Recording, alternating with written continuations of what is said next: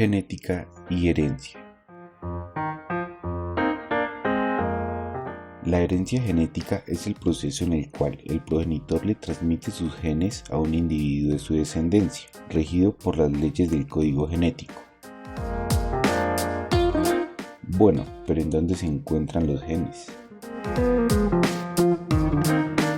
En todas las células eucariotas, o sea, en las células que tienen un núcleo definido, toda la información genética se encuentra en el núcleo.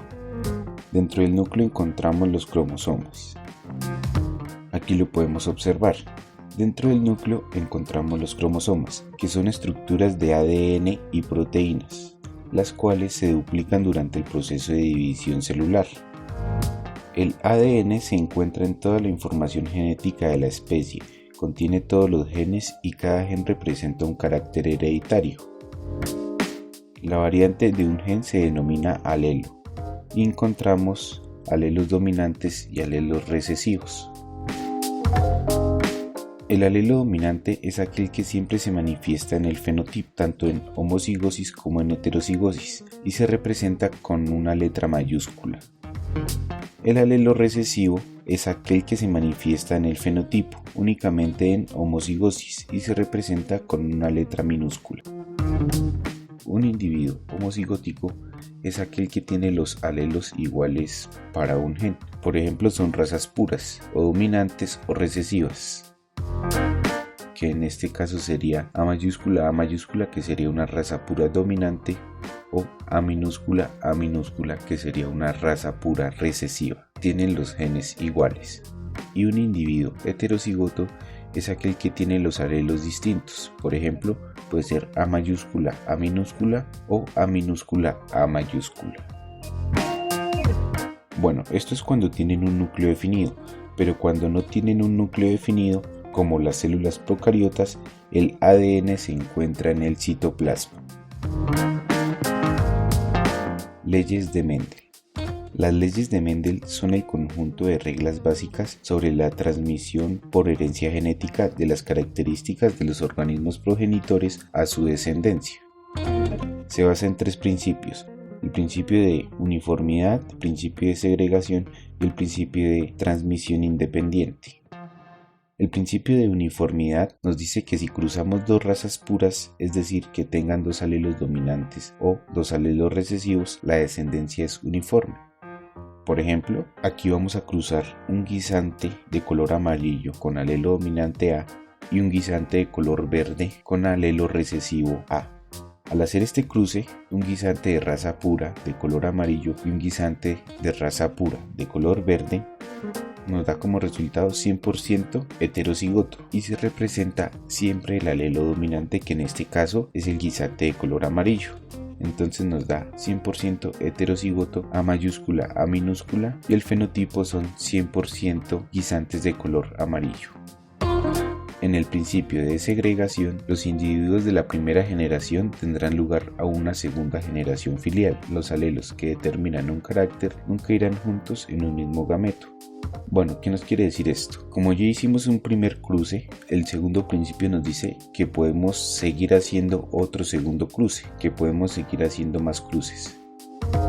En el primer cruce, los resultados nos dieron heterocigotos con un fenotipo de 100% amarillas, que es este F1. El F2 es el segundo cruce. Si cruzamos ahora los hijos de la primera generación, nos da como resultado 3 amarillos y un verde. ¿Qué quiere decir esto?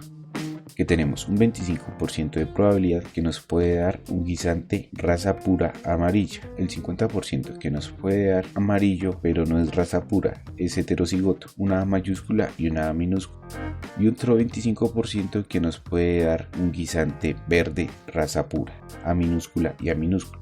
Como podemos observar, nos aparece un guisante verde, que no es una característica de los padres, sino sería una característica de los abuelos, y esto nos lleva al tercer principio, que es el principio de transmisión independiente. Los genes que determinan cada carácter se transmiten independientemente. Los alelos de un gen se transmiten independientemente, es decir, diferentes rasgos son heredados independientemente unos de otros. No existe una relación entre ellos.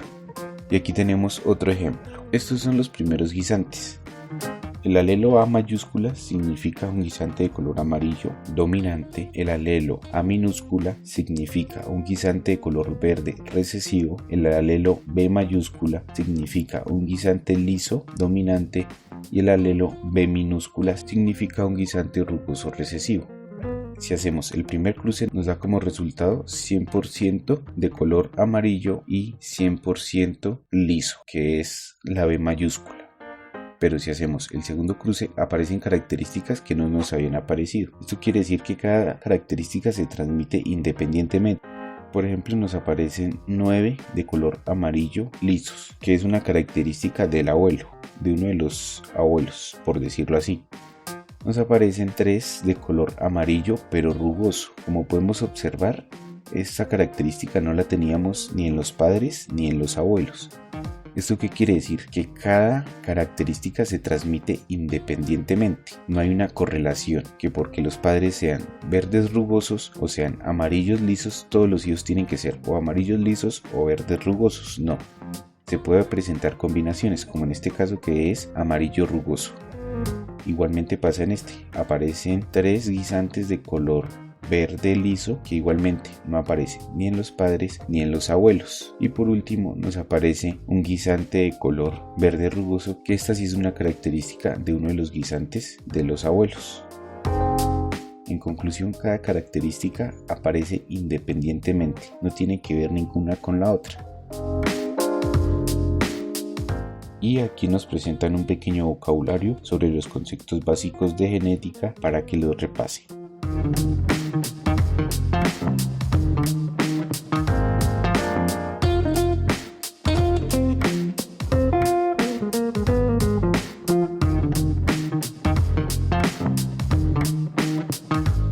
Y por último nos dan un ejercicio, nos dice: la calvicie es ocasionada por un gen C, que aparece aquí con un apóstrofo, con una comita, que en los hombres es de carácter dominante y en las mujeres recesivo, tal como se muestra en la siguiente tabla. Nos dan esta información: el fenotipo del hombre, el fenotipo de la mujer.